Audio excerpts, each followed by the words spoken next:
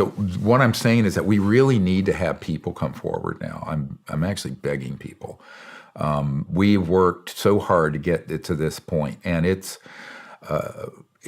really is. I know that most people who have come forward, they were involved for a brief period of time, or they were in an office here, or at a SCIF there, or at a military facility, or a corporate research project, and they don't know necessarily this whole picture.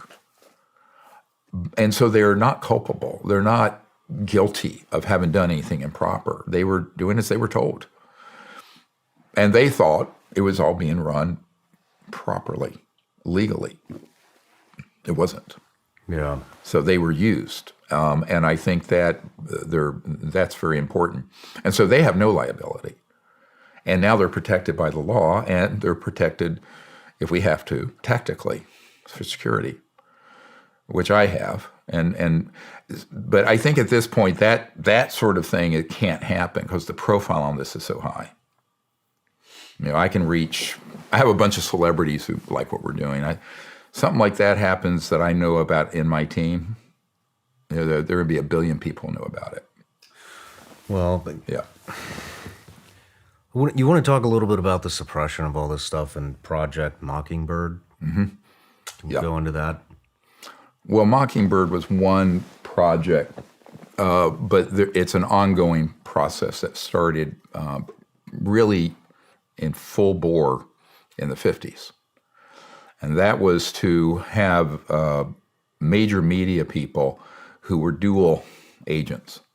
They were in the media, but they were also on the payroll of the agency, the CIA, or others, and I have a document we published from I believe it was 92, where it says, it's a CIA document, we have people in every major news organization, it says it flat out, that are there to control, stop, alter stories at our request. So here's, I mentioned one myth, and that is that we have a free market and a free economy. We don't. It's managed. Because there's no way we have a free market economy when the most important sciences and technologies of the last 100 years have been ruthlessly suppressed. But the other myth that Americans buy into is that we have a free press and the fourth estate, as it's called, a check and balance against excesses. But the major media, and also now the major tech companies, are actually actively involved in suppressing the story or spinning it. Now, what do I mean? When you see people on CNN or CBS 60 Minutes, the folks that they will allow to talk about it are people that have been cherry-picked by this cabal, this secret government group, to say what they're told to say. It's scripted. Do you have any examples of this? Yes, of course. Nick Pope, Lou Elizondo, Chris Mellon, all those guys. Okay. And they have been, I know for a fact, been told what to say. And so they say, number one, first big lie, these are a threat to the national security, inferring that from outer space there's a threat. It's not true. Civilizations that are hundreds of thousands to millions of years more advanced than we are, if they were a threat, we'd be a charcoal floating through space about 1945 August with the atomic bomb. Number two, we'll get to that in a moment. Number two, they will say that we don't know what these are. Maybe they're from China. Maybe they're, and even senior members of the Senate intelligence community have said that. We don't know. Because some of those guys have gone up there and whispered in their ear all this disinformation and spin. I know who they are. When in reality, we know what they are, where they come from, which ones are man-made and which ones are extraterrestrial. We absolutely have that data. But see, someone like myself saying that, that's going to get cut out of any show. For example, I was on a show, it had 22 million people listening live back some years ago. And I started talking about some of the senior membership of this committee that's running this covert program. And I got to one name. I talked about Admiral Bobby Ray Inman. He's been involved for decades with this. And then he went to the Board of Science Applications International Corporation, SAIC. It's one of the crown jewels of contracting on these exotic propulsion and energy systems.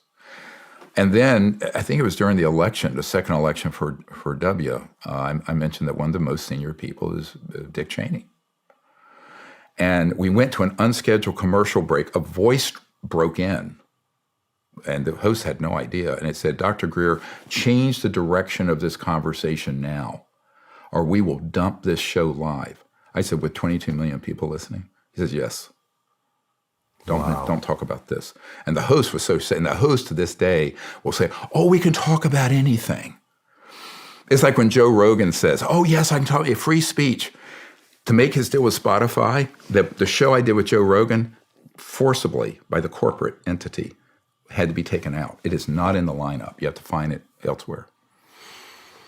So anyone who thinks that the media doesn't purge whistleblowers of someone of what we're doing is naive.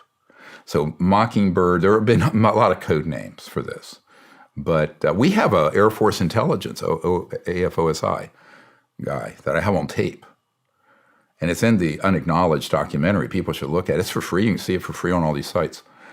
And he was at Kirkland Air Force Base, and he admitted, and I'm quoting, taking bags of cash to people both in the local and national media, reporters, to secure their cooperation with telling stories or altering or putting a spin on them. So that corruption and rot reaches very firmly into the Fourth Estate and now big tech. And where it's been proven now through files released that people are shadow banned, algorithms are changed. We had a whistleblower that we put his interview, he was willing to do it posthumously. So I did the interview with him. He died. His wife sent me his death certificate. And then I uploaded it on our YouTube channel, which I have. You can go to it. And his name was Pawlek, Pawelec. And he had been involved in the development of the embeddable radio frequency chips. Really? Yeah. And he knew of their use in simulating alien abductions that were being done by the CIA and military. We'll get into this in a moment, how deep the deception goes. So we put this up. In a few days, it hit 675,000 views. And then overnight, we check, and the counter is down to 6,700. They went in and chopped off those numbers so it would take it out of the algorithms as a trending video. I've seen it happen. Yeah. And so people who think that doesn't happen, I just want to say, I got a bridge to sell you to nowhere or swampland to sell you because they're just simply naive. And this is another reason why we have to find creative strategies to do this, because the corporate, if you look at the major media, there's a handful of individuals and corporations that control all of them, all of it. And that becomes a problem when there's this collusion between these covert operations and corporate. Now, to give a little history lesson, late 1800s, early 20th century, something developed called fascism. Of course, now anyone that you disagree with, you call them a fascist. Mm-hmm. But the definition of fascism were large financial and corporate interests controlling government policy and what the government would do against the interests of the people. That's what fascism is. Go look it up. Thomas Jefferson warned of it. He actually wrote warned of the unchecked power of the corporations corrupting government. That's where we are, but on a massive scale globally. So that's happened with the media, it's happened with the government programs, and it's happened in other sectors, financial, what have you. So the interests of we, the people, have gotten run over by the interests of a relatively handful of extraordinarily powerful corporate and individuals. How many people do you think are involved at that level? There are 200 or 300 people on this committee. And one branch of it is called MAGIC, the Majority Intelligence Committee, MAJI, but committee is some MAGIC. Well, I have a document that lists it.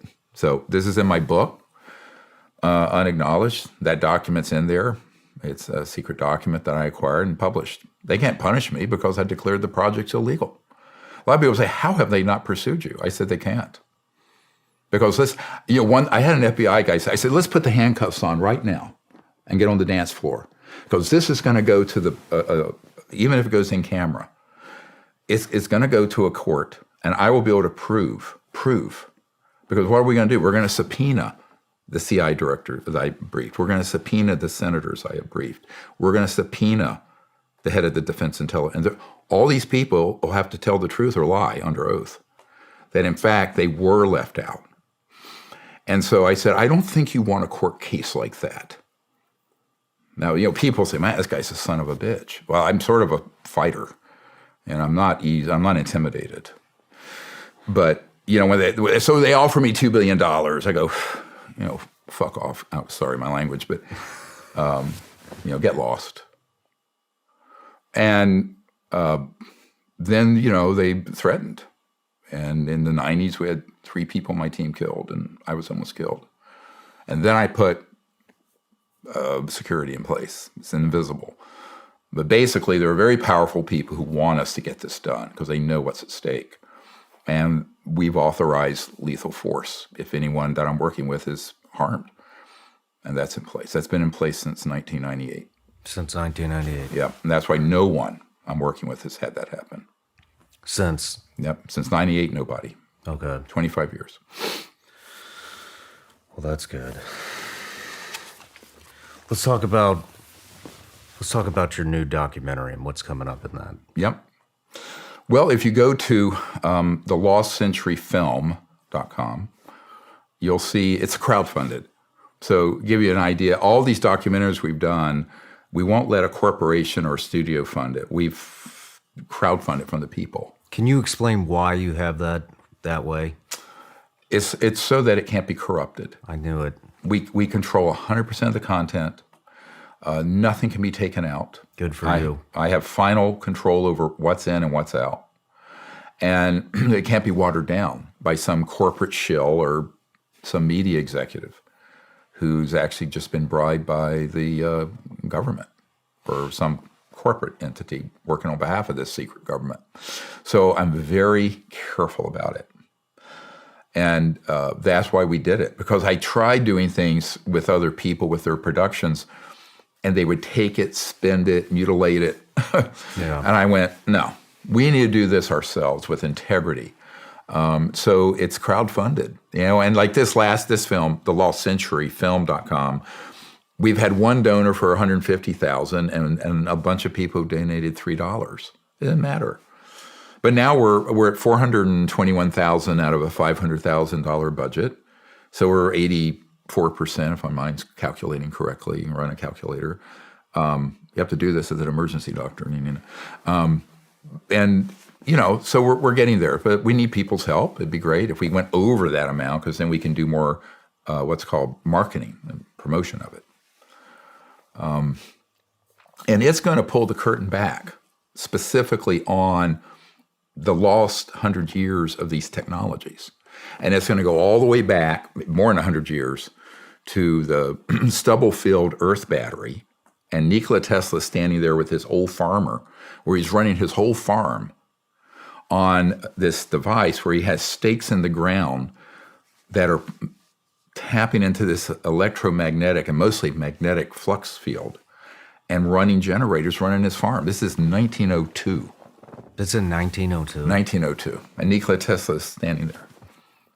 I got the picture. This documentary is going to blow. It goes from that all the way to the Lockheed Skunk Works devices that started being built in the 50s. We have witnesses and transcripts of the Norton Air Force Base show, California. Norton's closed now.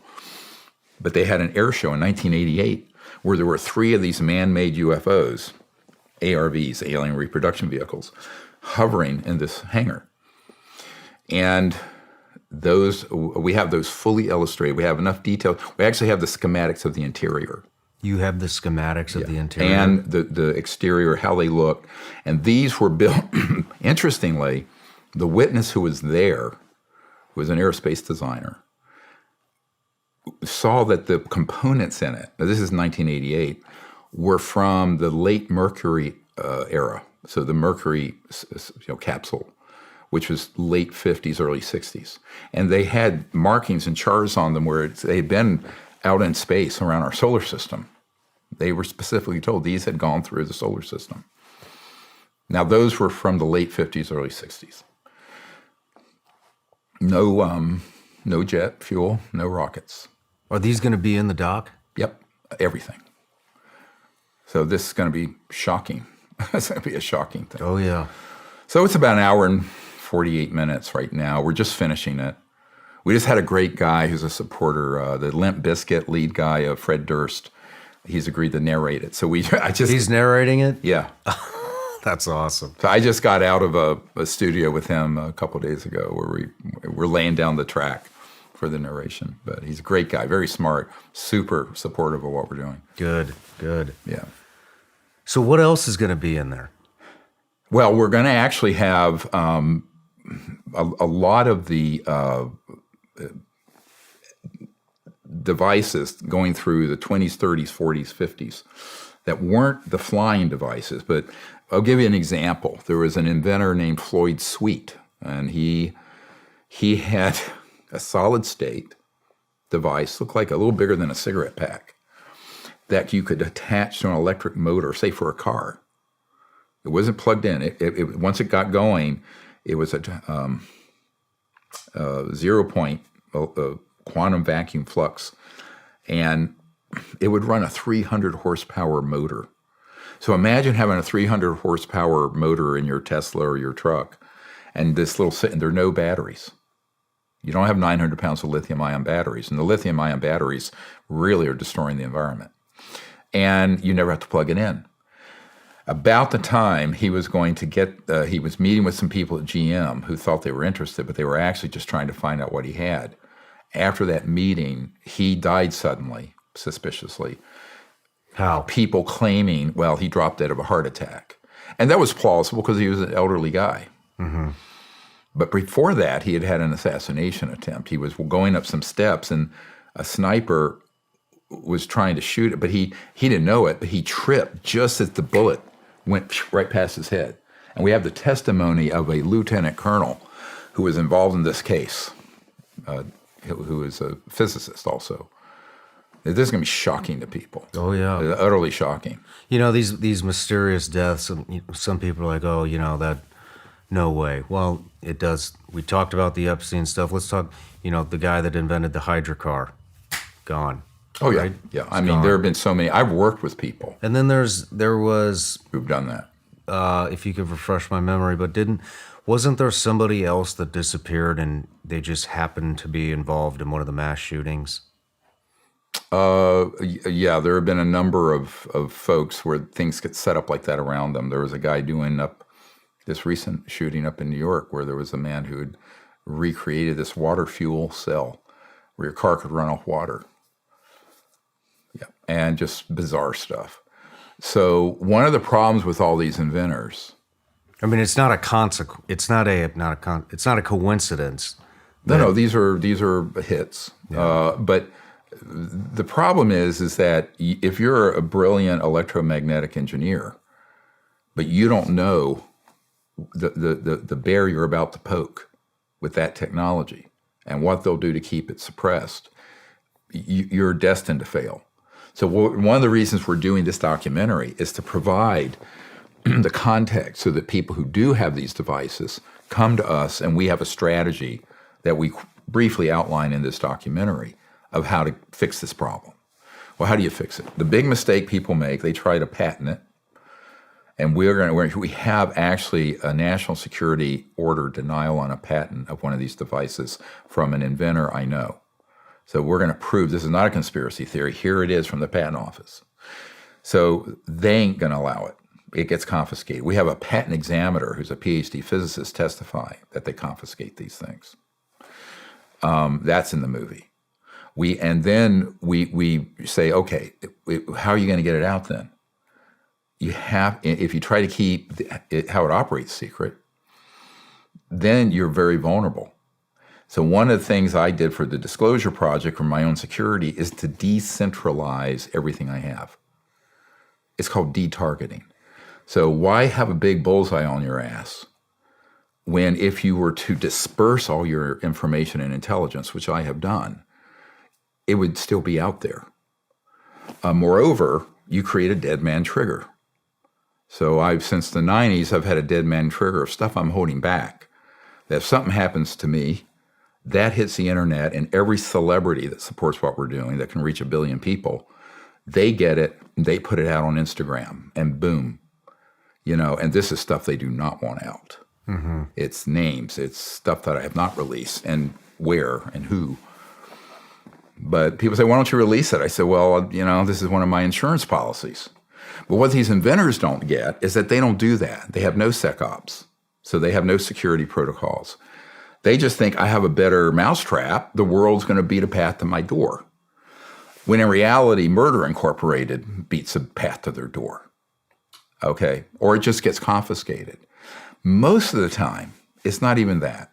They're so crazy. They think, we're going to keep this secret. Nobody will know how it works. And I'm going to just sort of be able to get it out there without no one proving it. And I said, no. If you're making an outrageous claim that you're pulling energy out of the space around us, it's got to be released for scientific review. It's got to be reproduced by multiple labs and people who are skilled in the art. You got to open source it. Open source means it's just out there. Mm-hmm. At the first level. Now maybe at the second level you could patent, because then the whole world knows. So what we're proposing is that at a level 1 phase of these new technologies coming out, we're going to leave the things that fly alone, because those could be missile delivery systems. But the things that would run your house, your car, whatever, a boat, a truck, those need to come out like 100 years ago. So the way to do it, and this we outline, is that we would disclose it publicly on blockchain protected systems massively, multiple celebrities. And the first 20 of these devices we would reproduce would be running Demi Lovato's home, or Leo DiCaprio's house, or Dave Grohl, the Foo Fighters, or whoever, all these people interested in this subject. Why? Because the media could suppress this, but you can't suppress dozens of celebrities with 1 billion followers. Yeah. Got it? I mean, sort of like it's a very well thought through strategy that's unconventional. Because my view is, you put a boulder in front of where we're trying to flow, but if you're water, you just flow around it. No, I mean, it makes perfect sense. Even if they do try to suppress it once, because they could take the post, they could take the video. It's already been out there. Out. So many people have already seen it. They would have to delete the accounts before it gets out. Well, they'd have to tear down the whole internet. If you have, so our plan would be to have a multi-nation, multi-site, blockchain-protected release of the schematics, how it works, everything about it, so anyone could reproduce it, if you know how to do that. I mean, I couldn't even make a toaster oven. How many people do you think are out there that know how to produce this kind of technology? Oh, hundreds. Hundreds, maybe more. Over the years, there have been thousands of these devices that have come and gone. Most of them, people just take it to their grave because they don't understand the strategy of what they need to do. So they'll make a deal with someone financially, and that someone is fronting for another interest that suppresses it, buys it out. It's called black shelving. Happens all the time in the corporate world. And you want something that's a competition, you create a corporate entity, you fund it, get controlling interest in it, and then you just put it on black shelf. I know of multiple devices that would literally save humanity and the planet that's happened to. So you can't do it that way, because the legal and financial traps are real. The national security applications that have been abused under the patent law are real. The Lost Century, this film is going to prove all this, to the extent that the public, and it's an hour and 48 minutes, but it's all there. So I think that what we're asking people, there's another ask: if you know of someone or you have one of these systems, get it to us. We have a strategy and the contacts to get it out. Now, the second level, people say, well, I did all this work. I just want to make money on it. I said, that is the second phase. So once it's disclosed publicly, it's a little bit like DARPA creating the internet. So everyone uses the internet, and there's no one who owns the internet. But now that whole platform has created dozens of billion and trillion-dollar companies, right? That's what needs to happen here. Because I think we have it, if we're lucky, 20 years to make this transition. Why do you say that? Because the rate of decay of the biosphere, but also the geopolitical problems we're facing, when you have this growing number of the world's population in utter despair and poverty, and that's all based on the fact of the zero-sum game of our energy and financial system. There's no changing that. I mean, if all 8 billion people on the planet live like you and I do, with air conditioning or trucks, the price of a gallon of fuel would be $100 a gallon. So the system we have now requires the geopolitical and military instability. It's a natural outgrowth of it. This is why when I had this conversation with Senator Barry Goldwater, who was the senior senator from Arizona who ran for president in 1964 and lost, John McCain took his seat. And I was at his home in Paradise Valley. I was just there this week, but this was back in the 90s. And he said, it was a goddamn mistake then and a goddamn mistake now. This was ever kept secret.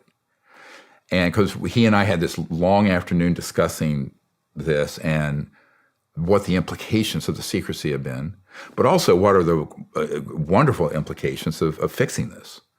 Because it's nothing less than starting a whole new chapter in human civilization, where in 20 years, there will be no poverty on the planet, no pollution, unbelievable abundance. Because if you bring to zero the cost of energy, of transportation, manufacturing, you're creating a global economy that's decentralized, where every village, home, whatever, is self-sufficient. This is sort of a libertarian's dream, right? But it's also an environmentalist dream. So I tell people this crosses all the political left-right stuff if you understand what's at stake here. So in this one movement, you solve some of the environmental existential problems we're facing. You're going to solve a lot of these geopolitical problems with oil and oil supply, Mideast, Russia, gas. But you're also going to, in a real sense, liberate the world from the current system so it can flourish without it being a handful of centralized choke points for energy. That's the plan. Now, to do it, you need to have something that works. And I always tell people, a lot of people say, well, here's a black box and take my word for it. I go, no, I don't take the word on something this important. It's got to be, we have to have the plans for it. We have to reproduce it. And we have to be able to have other people, third party, and reproduce it. And it should work as advertised. Most of these inventors don't want to do that because they don't know anything about science. The sine qua non of science is independent verification and proof, And that's the other problem. A lot of these people have these inventions, but they keep the sauce secret. But no one's going to believe it. Why should they? I wouldn't. Yeah. Now, because I've gone into labs and had it tested, I know they exist. But they don't want to turn over the secret to the public because they're paranoid about having it's like Gollum. We use this in the movie, and My Precious Ring, remember the movie? Yeah. And it's like they're trying to protect that, but they don't understand if they could get it out to the whole world as an open source, let's say proof of principle system. The next phase, they could then create specific products that could be patented. Why? Because now the public would demand it. The scientific community would have it, and the public would say, I want that. I want that thing running my F-150 truck. Yeah. So I'm not spending $100 to fill it up if you're a carpenter, like my dad. So that is something that, becomes a really powerful solution. We're spending trillions of dollars on, frankly, fake environmental solutions. I know you're right because we actually covered, I did an episode on environmental solutions, which could help with fires, could help with world hunger, it could help with a lot of things, yeah. and it got zero attention. And these guys have been walked into Congress, have been walked into the Senate. Nobody gave them the time of day. Nope. And they need to contact here. If someone has something like this, and the reason they need to contact us is that I've worked with inventors since '91 who have had some version of these. And there's a certain number of known fatal mistakes they make that I'm outlining. So what I've tried to do, create a strategy that accounts for those mistakes. And it's kind of unconventional because most people, when they get something like this, oh my God, I have to keep it secret, I got to patent it, I got to do this. No. You take it quickly. Because the most dangerous point is when you have something that works, but you don't have millions of people who know about it yet.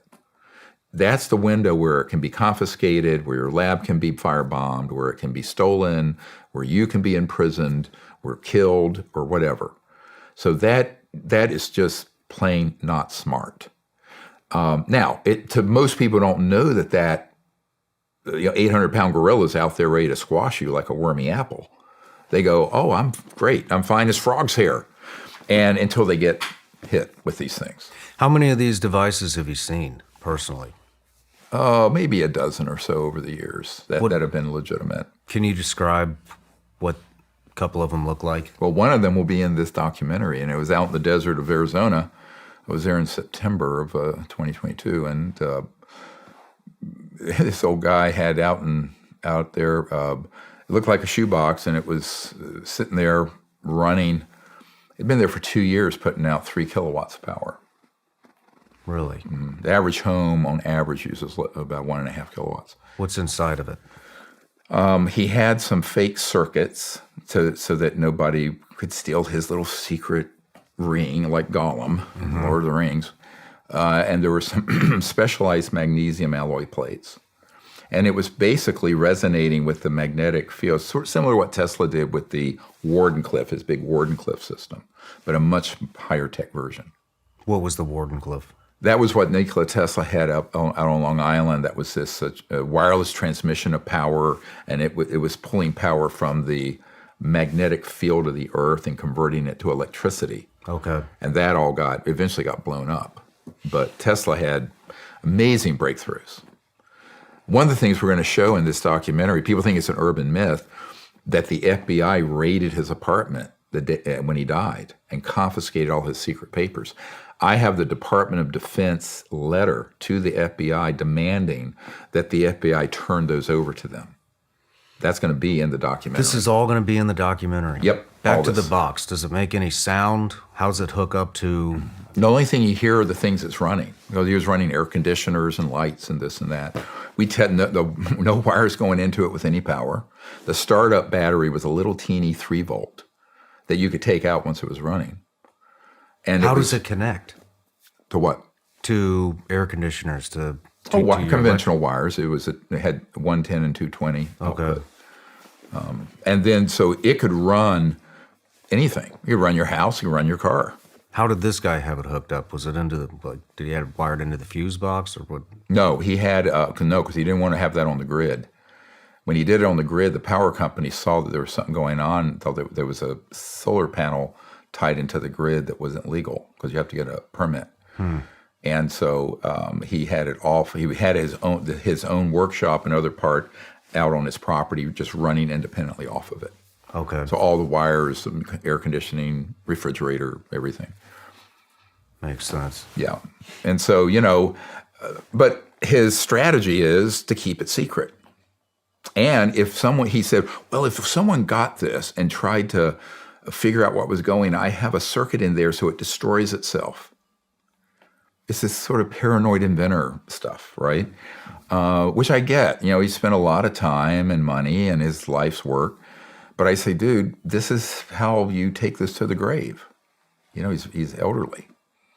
So what I have seen over and over again is very frustrating, is dozens of these accounts where they got it to a certain point. No one knew exactly how they were doing it. They kept all that secret. Next thing you know, someone's bought it off, they've died, or whatever, and it's lost forever. So we have to break this cycle. It's a crazy cycle. You've seen around a dozen, I believe you just said. Are they all very similar? Oh, no. There are very different ways. There are like probably 18 ways to skin this cat. Really? Yeah. Are they all small, compressed, size of the shoebox type? No. There are some that are big rotary systems that are Really? bigger. Yep. So you'll see in the documentary, I think we feature maybe a dozen of them historically that have existed with photos and videos and test results. It'll be an interesting documentary for people who we want to pull the curtain back on those systems all the way up to the reverse engineering and the things that fly that Lockheed Skunk Works and Northrop Grumman and these Raytheon have. This is going to be, I cannot wait to see this documentary. It's coming out in June. June 6th. June 6th. Then you have June 12th. Yes, so 6 days later, we're going to have a National Press Club event, again, Disclosure 2.0 in Washington, D.C. I would love to be there for that. Yeah, well, you're invited. And we need as many media people and podcast people there. The weekend before, that's a Monday, that weekend before on the 10th and 11th, we're going to have a conference open to the public where we be unpacking the intelligence archive, everything we've collected. Right now it's about 5 or 6 terabytes. Okay. It's huge. It's like crazy. Tens of thousands of government documents, photos, videos, drawings, and testimony of, I think we have 109 cases of crash retrievals where 109 cases? Yep. And you will see, when you see the drawings and what the military guys described and the retrieval of these, that's all going to be there. Now, are these all these people that are bringing this information to you, and I think there's going to be a lot more because the whistleblowers for your call out, where are all these people coming from? Are they all from the U.S.? Are they coming from all over the world? Some have primarily been Canadian, Australian, UK. We have a big Russian file from the KGB era that was given to me. That's in the archive. Very interesting cases, landing cases. Marina Popovich, who was Pavel Popovich's wife, they were both cosmonauts, had encounters in a case where one landed, an extraterrestrial vehicle landed. And we have all that information. I flew her over in 1995 for this Project Starlight gathering, the very first gathering of these whistleblowers and witnesses. And then in 97, we did it again as for members of Congress off-site in Georgetown. And, chairman of committees were there. At that stage, none of them had coalesced into a movement to get where we are now. And then in 2001, we did the National Press Club event. So this has been an evolving process. That's, when people say, when do you think this will be done by? I said 1993.